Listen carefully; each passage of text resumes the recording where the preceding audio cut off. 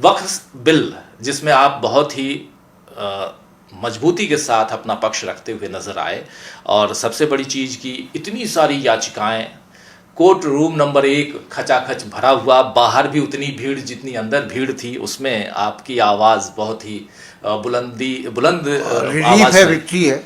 बिल्कुल। और उसके अलावा न सिर्फ आवाज बल्कि विक्ट्री, रिलीफ। जरा आपसे समझना चाहता हूं, कोर्ट नंबर 1 में हुआ क्या उस दिन? देखिए, मैं सरल तरीके से प्रयत्न करता हूँ। इसके बारे में कई बरगलाने वाली चीज़ें जानबूझ के फैलाई जा रही हैं। मुझे मजाकिया लगा, एक जगह मैंने अखबार में पढ़ा कि वास्तव में मजाकिया लगा, court refuse stay as government agrees not to implement. अब ये तकनीकी रूप से सही है, फिर भी अजीबोगरीब चीज़ है। सच्चाई ये है कि एक विशेष खंडपीठ 3 जजेस की, माननीय मुख्य न्यायाधीश भारत के, उसके अध्यक्ष, 2 दिन बैठी। एक दिन पूरे 2.25 घंटे सुना, 2 से 4.25, 4 नहीं 4.25 तक बैठी। दूसरे दिन लगभग 35 मिनट, तो लगभग 4.25 घंटे सुन के, 3.25 घंटे सुन के उन्होंने ये स्पष्ट कर दिया पहले दिन कि ये 4 बिंदु हैं या 3 बिंदु हैं जिसमें हम असहमत हैं, और अभी आंतरिक यथास्थिति होनी चाहिए जो एक्ट के पहले थी। ये आपने पढ़ा, आपने सुना, आप लोग सब आजकल 24/7 मीडिया का बात है, कुछ छुपाने की तो बात है नहीं। नंबर 2, उसके बाद एक प्रक्रिया शुरू हुई जिसके अंतर्गत माननीय सरकार के प्रतिनिधि सोलिसिटर ने कहा कि साहब हमको समय और चाहिए। एक आ गया पहले दिन और हम अगले दिन खत्म कर देंगे। यद्यपि मुख्य न्यायाधीश ने कहा कि इसमें हमने सब पूरी बहस और जिरह सुन ली है, फिर भी अगला दिन दिया गया उनके रिक्वेस्ट पे। ये कहने के बाद ये 4 बिंदु हैं, इसमें अभी यथास्थिति रहना सही होगा जी। अगले दिन बहस शुरू होने के पहले, मैं दोहराऊंगा, उसके पहले कहा गया कि अभी हम नहीं करना चाहते, बस हम एक जवाब डालना चाहते हैं जिसको आप निकट भविष्य में सुनिए। और यद्यपि बार बार प्रयत्न हुआ कुछ बहस करने का, सरकार ने मना किया बहस करने से। और उसके बाद, मैं एग्जैक्ट आपको सिर्फ तथ्य बोल रहा हूँ, मैं अपना कोई कमेंट नहीं बोल रहा हूँ। और उसके बाद तारीख पड़ गई 5 तारीख की कि आप जवाब देंगे, हम रिजॉइंडर देंगे, जवाब अगर देना चाहें 5 मई। लेकिन उच्चतम न्यायालय ने फिर कहा कि हम फिर वही ऑर्डर जो हमने कल बात की थी वो करते हैं पास। इस वक्त उन्होंने बोला कि साहब आप नहीं करिए, हम मानते हैं। क्या है वो बिंदु 3? चौथा बिंदु मैंने उठाया जो अभी नहीं हुआ है निर्णय। 3 बिंदु हैं कि अनुच्छेद 9 और अनुच्छेद 14 के अंतर्गत, एक में आप 22 में से 12 संभवतः नॉन मुसलमान हो सकते हैं, काउंसिल कहते हैं उसको। दूसरी 14 में संभवतः 11 में से 7 नॉन मुस्लिम हो सकते हैं, उसको बोर्ड कहते हैं। उन्होंने कहा कि हम किसी को नियुक्त नहीं करेंगे, जो यथास्थिति पहले से चल रही है, जो 100% मुस्लिम है वही चलेगी। 2 बिंदु हो गए खत्म, जिसके बारे में पिछले दिन बात की थी। तीसरा बिंदु बहुत महत्वपूर्ण था, वक्फ बाय यूजर।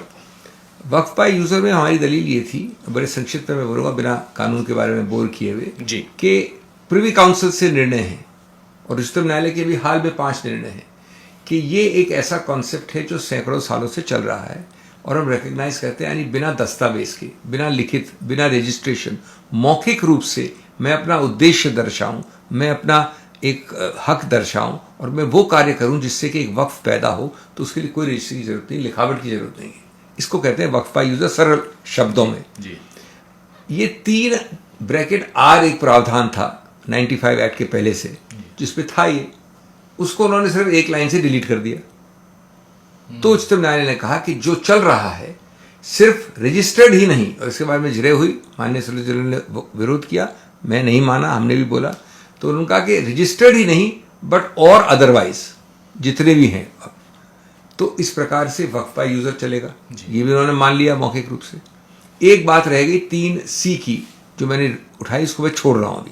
इन तीनों बातों में ये रिकॉर्ड करके स्टेटमेंट, एक ऑर्डर, आदेश, कलेक्टर की भूमिका पे भी बात थी। कलेक्टर की इंक्वायरी तक वो डी नोटिफाई नहीं होगी, जो उसपे जो ट्रीट नहीं होता है उस वक्त, जो वक्फ ट्रीट नहीं होगा, वो कलेक्टर के निर्णय तक ऐसा नहीं होगा। ये भी नोट कर लिया। अब ये सब बातें सरकार मानी, ये रिकॉर्ड हुआ। अब 2 बड़े बरगलाने वाले मजाक बनाने वाले वक्तव्य आते हैं। एक तो आता है कि सर स्टे रिफ्यूज्ड। मैंने कहा ये तो जो एलिस इन वंडरलैंड में होता है कि जो शब्द का मायने मैं चाहूं वही होगा। ये एक तरह से सही है, स्टे औपचारिक रूप से रिफ्यूज है, लेकिन अगर आप मान रहे हो तो स्टे क्यों देगा? कोर्ट पागल थोड़ी है कि स्टे देगा। आप खुद ही मान रहे हो, आपका स्टेटमेंट रिकॉर्ड कर लिया। दूसरे पर आने वाली बात कि पूरे स्टे एक्ट का स्टे मांगा था सिंघवी साहब ने या सिब्बल ने, और मिला नहीं। मैंने कहा, कल आज भी एक इंटरव्यू आया, मैंने कहा कि किसी ने कभी मांगा नहीं, हमारे को पागल कुत्ते ने काटा कि पूरे एक्ट का मांगेंगे स्टे। किसने मांगा? कभी दलील ऐसी नहीं हुई। हमने कहा कि ये बिंदु है, हाँ हमारे एक दो बिंदु और बचे हैं अभी, उसमें भी रोक नहीं है, उसको हम प्रेस करेंगे। बल्कि अगर आप लंबी सूची लें तो लिमिटेशन का भी बिंदु है, एंशिएंट मॉन्यूमेंट्स एक्ट का भी बिंदु है, और 3C सबसे महत्वपूर्ण बिंदु है। क्योंकि मैंने इसे थोड़ा कॉम्प्लिकेटेड लगा, मैं समझाऊँ आपको, ये एक्चुअली थोड़ा सा कॉम्प्लिकेटेड है, थोड़ा सा कानून इस्तेमाल करना पड़ेगा।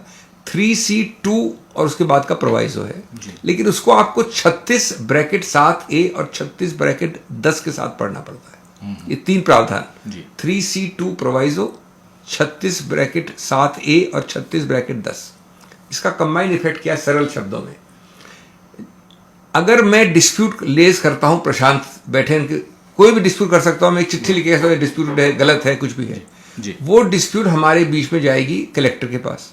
तो प्रोवाइजो कहता है कि जब तक महाशय कलेक्टर ये निर्णय नहीं करेगा तब तक उस प्रॉपर्टी को वक्फ ट्रीट नहीं किया जाएगा। जी, द शब्द is shall not be treated as वक्फ। नंबर 2, कहीं भी कोई समय सीमा नहीं दी है कलेक्टर के लिए, तो माननीय कलेक्टर साहब 2 साल, 10 साल, 5 साल, 12 साल न करे तब तक वो वक्फ रहेगा ही नहीं, कानून में डीम्ड वक्फ नहीं है। लेकिन इसके बाद और सीरियस होता है, 36(7)A जो दूर है प्रोविजन, लेकिन लिंक होता है इससे, वो कहते हैं कि जब तक ऐसी डिस्प्यूट चल रही है, या बल्कि वो कहता है कि जब तक कलेक्टर डिसाइड नहीं करता है तब तक उसको रजिस्टर नहीं कर सकते आप। और अब आता है सबसे बड़ा मजेदार चीज, 36(10), वो कहता है जब तक रजिस्टर नहीं होता है तब तक आप कोर्ट नहीं जा सकते। तो ये एक ऐसा विशिष्ट सर्कल बनाया है। मैंने कहा कि अभिमन्यु चक्र भी, अभिमन्यु ने अगर सुना होता अपनी माँ की पेट से, या नहीं सुना होता तो भी कोई इस चक्र से निकल नहीं सकता था जी। तो ये सर्कल हो गया ना पूरा, और कलेक्टर साहब बैठे बिना समय सीमा के। ये बिंदु मैंने उठाया था, उच्चतम न्यायालय ने अभी वो 5 तारीख को कंसिडर करेगा, अभी नहीं दिया है। लेकिन बाकी मामलों में ये कहना कि आपने पूरा स्टे मांगा था एक्ट का, कोई नहीं मांगता, हमने मांगा था। ये कहना कि स्टे नहीं हुआ, हाँ औपचारिक रूप से अगर आप तकनीकी बात कर रहे हैं तो स्टे नहीं हुआ, क्योंकि ये रिकॉर्ड हुआ कि भाई प्रशांत मान गया है, राजीव मान गया है, तो फिर क्यों रिकॉर्ड होगा कि स्टे करना है। मैं इसी पर समझना चाह रहा हूँ कि सुप्रीम कोर्ट ने डे 1 में जो आप बात कह रहे हैं, वो कुछ प्रोविजंस, 3 प्रोविजंस को स्टे करने की बात की थी। अब सेकेंड डे क्या हुआ कि अटॉर्नी जनरल ने कहा कि ये हम इम्प्लीमेंट नहीं कर रहे हैं ग्राउंड पे, मटीरियल ग्राउंड पे, तो दोनों का असर एक ही है, 100% असर एक ही है, 100%, हाँ असर एक ही है। लेकिन कानून के प्रोविजन अगर स्टे होते तो वो कानून का हिस्सा ही नहीं होते। फ्यूचर प्रोसीडिंग्स में गवर्नमेंट को डिफेंड करना पड़ता है अटॉर्नी जनरल को स्टे उठवाने के लिए। जमीनी सच, प्रशांत जी आपने बड़े अच्छे से कहा, वकील नहीं तो भी आपने सही कहा, जमीनी सच का प्रभाव वही है, बराबर है दोनों केस में, लेकिन साथ साथ कानून में सेम इफेक्ट नहीं है। तकनीकी रूप से कानून के आधार पर कोई बीजेपी रूल स्टेट इसको लागू कर सकती है। हमने ये भी कहा कि माननीय सोलिसिटर जनरल किसी स्टेट के आधार पर तो बोल नहीं सकते जी, 3-4 स्टेट के लोग थे काउंसिल, बाकी सब स्टेट के काउंसिल तो नहीं थे जी। तो तकनीकी रूप से I am not bound by statement not made for on my behalf. लेकिन फिर उन्होंने जब कहा, ये स्पष्ट किया, बार बार कहा उन्होंने, सोलिसिटर ने कहा कि नहीं, कहीं नहीं होगा, तो एक प्रैक्टिकल रूप से मान लिया गया है। लेकिन ये पक्की बात है कि अगर कोई स्टेट बदमाशी करता है इस वक्तव्य के बाद तो तुरंत स्टे हो जाएगा। अब मैं बताना चाहता हूँ कि क्यों किया जाता है कई बार, और मैं समझता हूँ कि गलती नहीं है, हर सरकार अपना ऑप्टिक्स चाहती है, हर सरकार अपना एक इमेज चाहती है। तो सरकार ने सोचा कि भाई स्टे ऑर्डर आएगा, उससे बेहतर हम ही मान लें। ये ज़रूरी नहीं कि उस पर कोई इलीगैलिटी है, और ये सब 5 तारीख तक है, 5 तारीख को बदल भी सकता है, 5 तारीख को और भी मिल सकता है, 5 तारीख को घट भी सकता है। तो इसलिए एक discretion is the better part of valour वाला एक सिद्धांत अप्लाई करके कि अभी हम झगड़े नहीं, बाद में एक दिन और झगड़ेंगे, आज हम मान लेते ये हुआ। लेकिन प्रैक्टिकल प्रभाव एक ही है। मैं नहीं समझता कि इसके ये रिकॉर्डर और सुनने के बाद कोई स्टेट की हिम्मत है कि ये तकनीकी पॉइंट ले, जिसमें प्रशांत जी कानून के आधार पर सही हैं वैसे कि साहब स्टे तो नहीं हुआ फॉर्मली, तो एक्ट तो चल रहा है, मैं तो प्रदेश हूँ, मैं तो कर सकता हूँ, ये संभव है सब लीगली, होगा नहीं जी। बहुत महत्वपूर्ण है, बहुत इम्पोर्टेंट है, क्योंकि पहले दिन कुछ और बात हो रही थी, लेकिन दूसरे दिन जो आप बता रहे हैं ये टेक्निकली, मैं ज़रा अपने दर्शकों को भी बता दूं कि 5 तारीख को 2 बजे से फिर सुनवाई है, 5 मई को।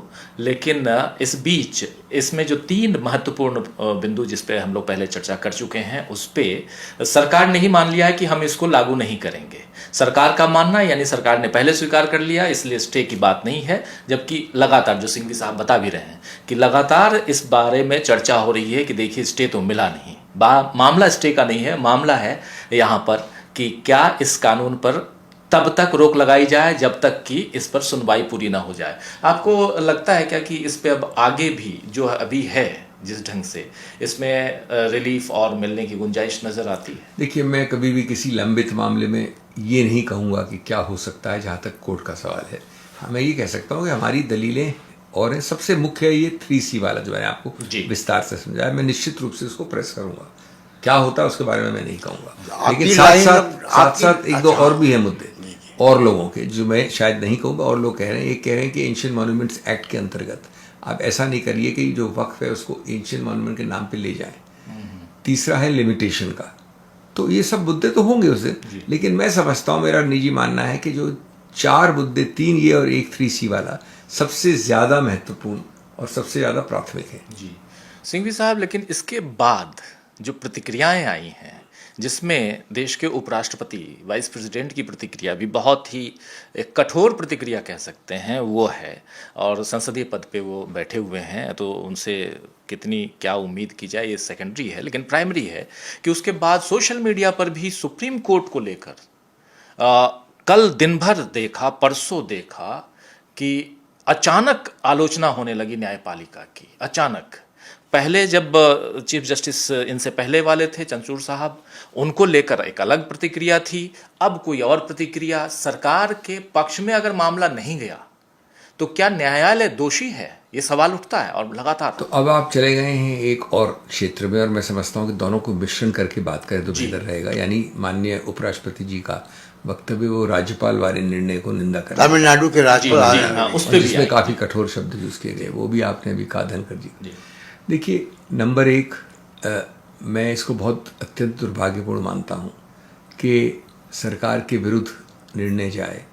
मैं समझ सकता हूँ कि प्राइवेट पार्टियाँ इस प्रकार की चीज़ें करें, लेकिन सरकार, बार बार मैंने देखा है केस में, एक ट्रोल्स होते हैं, एक आपकी सोशल मीडिया की एक आर्मी होती है, आपके फिक्स लोग होते हैं, वो शुरू कर देते हैं। ये बार बार हमने देखा है, और ये बहुत ज़्यादा बढ़ गया है पिछले 5, 7, 10 सालों में।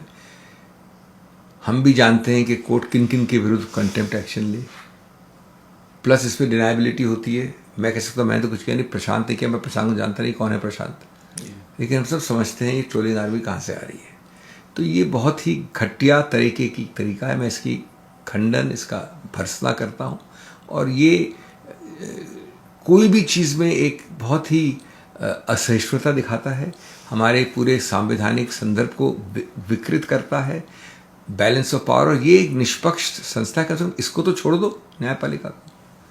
और ये आपने देखा कि ये इस प्रकार के अटैक्स, कभी कोई यशोधरा जी की बात करता है, कभी कोई वक्फ को लिंक करता है, कभी राज्यपाल का निर्णय ले आते हैं इसके अंदर।